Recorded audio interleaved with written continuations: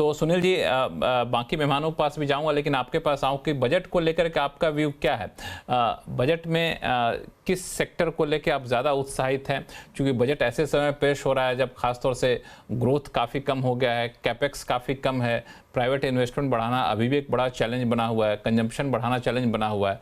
तो एक उम्मीद की जाती है कि बजट में शायद इन सब चीज़ों को, इन सब चैलेंजेस को एड्रेस करने की कोशिश की जाएगी। तो आप इसको कैसे देख रहे हैं? तो दो बड़े मुद्दे जो गवर्नमेंट फोकस करेगी मेरे ख्याल में। तो फर्स्ट ये कि खाली अपने कैपेक्स के ऊपर फोकस, नंबर्स ज्यादा एक्सप्रेस करने के बगैर, या वो भी करेगी, मगर प्राइवेट सेक्टर कैपेक्स को कोई टैक्स इंसेंटिव्स देकर बूस्ट करने की कोशिश करेगी, क्योंकि गवर्नमेंट सिंगल हैंडेडली, क्योंकि सबसे बड़ा प्रॉब्लम जो है वो है अपना एम्प्लॉयमेंट का। अगर प्राइवेट सेक्टर कैपेक्स में शामिल होती है तभी आपको एम्प्लॉयमेंट जनरेशन में ब्रॉड बेस्ड होगा। तो सबसे बड़ा चीज मैं देख रहा हूं कि वही एक होगी। सेकंड होगी कि बॉटम ऑफ द पिरामिड में, क्योंकि वहां पे कंजम्पशन लैकिंग है, तो चाहे टैक्स इंसेंटिव थोड़ा बॉटम में देंगे ताकि लोगों के हाथ पे पैसा और आ सके। तो ये दो चीज मैं देख रहा हूं कि गवर्नमेंट कुछ इंसेंटिव्स प्राइवेट सेक्टर कैपेक्स के लिए देने की कोशिश करेगी, और दूसरा बॉटम ऑफ द पिरामिड में कुछ टैक्स रिलीफ देकर कंजम्पशन को बूस्ट करने की। ये दोनों प्राइवेट सेक्टर कैपेक्स के लिए पॉजिटिव रहेंगे। ये मेरे लिए दो बड़े मुद्दे मैं टारगेट करूंगा बजट के अंदर। मनीष डांगे साहब, चूंकि बजट की रैली जो शुरू होती है वो बजट से 1 महीने 1.5 महीने पहले से शुरू हो जाती है, तो अभी के मार्केट सेटअप को देख के क्या लगता है कब ये रैली शुरू होगी? क्योंकि मैं डेटा देख रहा था कि जो ऐतिहासिक जो रिटर्न का आंकड़ा था सेंसेक्स का, तो 1 फरवरी 2023 को जो बजट पेश हुआ था उससे 1 महीने पहले का रिटर्न जो है -2.39 था, और 3 महीने पहले का रिटर्न -1.85 था, जबकि उसके बाद का रिटर्न थोड़ा सा पॉजिटिव में दिखा था। तो आपको क्या लगता है इस बार बजट रैली शुरू होगी उस तरीके से जैसा हम लोग पहले देखते रहते, क्योंकि एंट्रीम बजट पहले भी आ चुका है? नहीं, मुझे नहीं पता 1 महीने पहले क्या होगा। मेरे ख्याल से इस बार अगर ट्रम्प ट्रेड जो है वो मोस्ट डोमिनेटिंग पार्ट है मार्केट का, कि वो अच्छा, इस बजट पर भारी हो जाएंगे ट्रम्प? बजट पे भारी हो जाएंगे।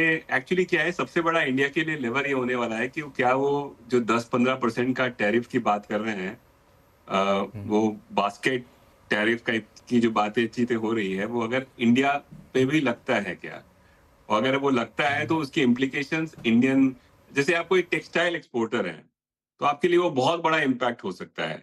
आप आईटी इन्वेस्टर हैं तो आपके लिए पॉजिटिव है, लेकिन आईटी इंडस्ट्री अगर अंडरराइट कर चला रहे हैं तो वहां आपके लिए नुकसानदेह हो सकता है। तो ट्रम्प ट्रेड जो है वो ज्यादा डोमिनेटिंग है। बजट जो इंडिया के अंदर है वो कुछ साल पहले तक इसके लिए देखा जाता था कि कहाँ टैरिफ रिड्यूस हुए हैं और कैसे हम ग्लोबलाइज कर रहे हैं।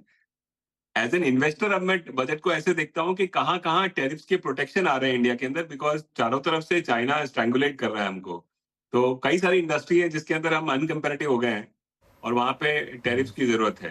बट फाइनल पॉइंट, बजट ये फैसिलिटेट करना चाहिए कि मॉनेटरी पॉलिसी ईज हो सके।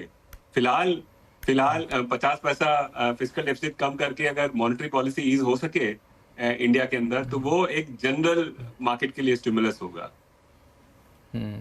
बिल्कुल, ये हालांकि मॉनेटरी पॉलिसी भी आएगी। हम लोग बजट तक जाके रुक गए थे, उसके बाद के बजट के बाद ही कुछ एक हफ्ते में मॉनेटरी पॉलिसी आएगी। लेकिन ट्रम्प वाकई एक बड़ा कंसर्न है। अभी मैं आज दोपहर में एक वीडियो किसी ने मुझे भेजा, उसमें देखा कि वहाँ पे एक ट्रेन में एक शख्स जो है एडवर्टाइज कर रहा है, अपने आप को प्रचार कर रहा है। वो कोई सामान नहीं बेच रहा है, वो प्रचार कर रहा है कि मैं शादी करना चाहता हूँ, कोई शादी कर ले तो कर लूँगा मैं, और मैं खाना पीना सब दूंगा।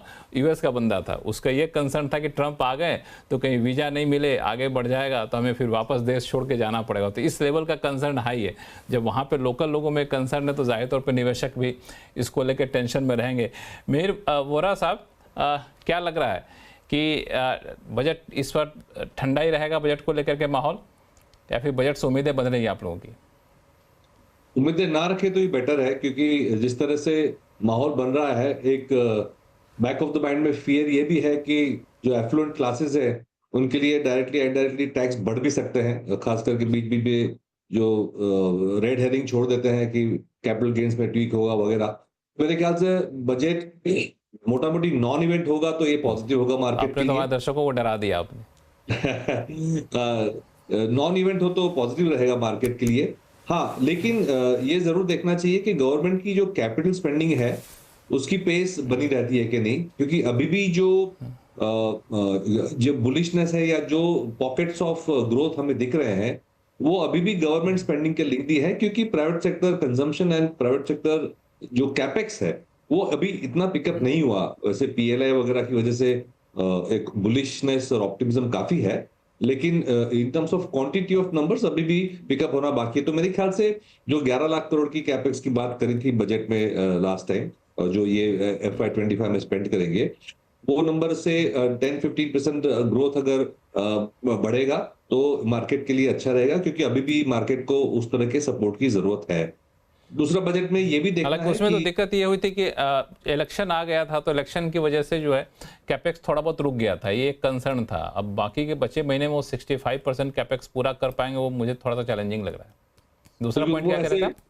वैसे हम ग्लास हाफ फुल करके भी उसको देख सकते हैं कि जो बचा हुआ है वो काफी है, तो जो नेक्स्ट 4 महीने बचे हैं उसमें हमें काफी एक्शन दिख सकती है, और एक इंडिकेशन भी आ रहे हैं काफी सारे। अगर आप अनाउंसमेंट देखें डिफेंस में, रेलवे में, रोड वगैरह में, तो एक एक्सेलरेशन तो हमें एक्टिविटी में दिख रही है। शायद फुल ईयर का टारगेट मीट ना कर पाए, बट डेफिनेटली सेकंड हाफ में काफी ज्यादा एक्टिविटी लग रही है। तो ये साल की बात करें, बट फ्यूचर की बात करें तो जैसे मैंने कहा कि गवर्नमेंट कैपेक्स का बरकरार रहना इंपॉर्टेंट है, क्योंकि अभी भी प्राइवेट का जो सपोर्ट जितना आना चाहिए उतना नहीं आया है, और वो नहीं हुआ तो जीडीपी ग्रोथ जो हम 7% का होप कर रहे हैं वो नहीं हो पाएगा।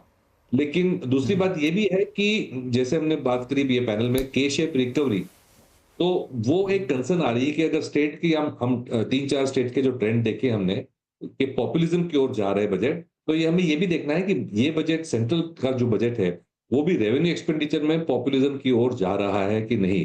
तो उससे हमें पता चलेगा कि जो पॉलिटिकल बेंट ऑफ माइंड है गवर्नमेंट का वो क्या है अभी। बिल्कुल, ये एक बड़ी चीज़ है जिसपे हम लोग नज़र रखेंगे। यहाँ पे पंकज जैन साहब, क्या कहा जाए कि आप क्या सुझाव दे रहे हैं? एक तरह से सीधा सवाल पूछूं कि अपने निवेशकों को कि बजट तक शांति रहो, बजट को लेकर कोई एक्साइटमेंट मत दिखाओ, या फिर कुछ एक चीज़ें हैं जो बजट में होनी है थोड़ा सा वहाँ पे नज़र रखो।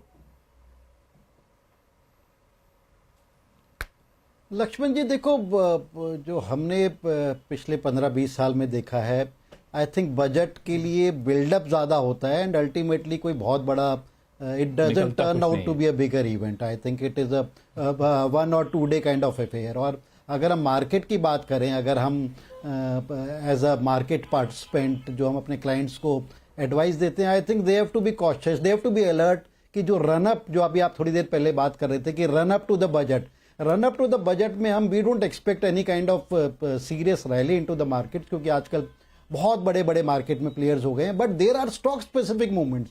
कुछ हम देखते हैं कई बार, किसी हफ्ते रेलवे स्टॉक चल गए, डिफेंस स्टॉक चल गए, कुछ PSU चल गए, सम काइंड ऑफ स्टोरीज। तो I think one has to be alert on that, और उस स्टोरी में सक आउट ना हो। रादर अगर कहीं पर कुछ अच्छा ट्रेडिंग प्रॉफिट्स वगैरह मिल रहा है एंड एग्जिट अपॉर्चुनिटी मिल रही है, we could be alert on that kind of basis. उसके अलावा आई थिंक जो मार्केट काफी मैच्योर हो गई है, मार्केट काफी बड़ी हो गई है। आई थिंक मार्केट जो मिनिमम गवर्नमेंट से एक्सपेक्ट करती है कि डोंट पोक दिस काइंड ऑफ रैली, पोक इन द सेंस कि कोई ऐसा कोई चीज अपनी पिटारे में से ना निकाल ले जो मार्केट को डिस्टर्ब कर दे। समथिंग लाइक अगर जैसे लास्ट ईयर भी हम बात करें, जो कैपिटल गेन्स बढ़ाए गए थे, I think market was not expecting that.